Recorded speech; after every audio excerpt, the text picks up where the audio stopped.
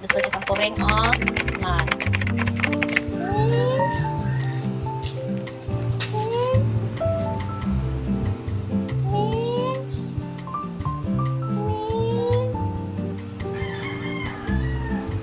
Hello mga mami, good morning. Kahapon nga sa last vlog ko, may naligaw ng pusa. Ngayon, meron na namang panibago. Yung pusa pala kahapon mga mami ay nakauwi na doon sa kanyang amo. Siguro naman iisang amo lang sila nito. Mimi. Mimi. Ang bait-bait nga nitong pusa na to mga mami kasi naman nagpapahawa. Yung mga ibang pusa kasi na nagagawi dito sa bahay, kung makakakita ng tao ay tumatakbo din.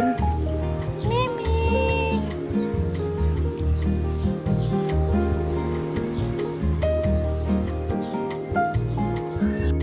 Ah, basta gusto niya sa puring, oh. Yan. Oh. Yan. Hello! Hello! Hello, baby!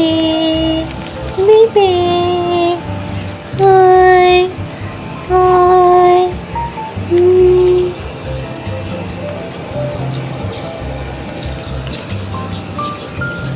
May tira-tira naman pagkain dito sa bahay mga mami, kaya ito pinakain ko na lang din. Akala ko nga ay hindi niya kakainin dahil nasanay siya sa cat Mabuti na lang talaga mga mami ay kinakain niya. Fast forward na nga kinagabihan mga mami, namasyal naman kami doon sa kala mama. Dito lang din kami nag-dinner. Eto kinabukasan, dalawa na nga sila dito at pinakain ng mga tirang pagkain. Hindi naman sila nag-aaway. Feeling ko talaga iisa lang talaga yung amo nila. So eto lang naman yung mga update sa aking mga bisita.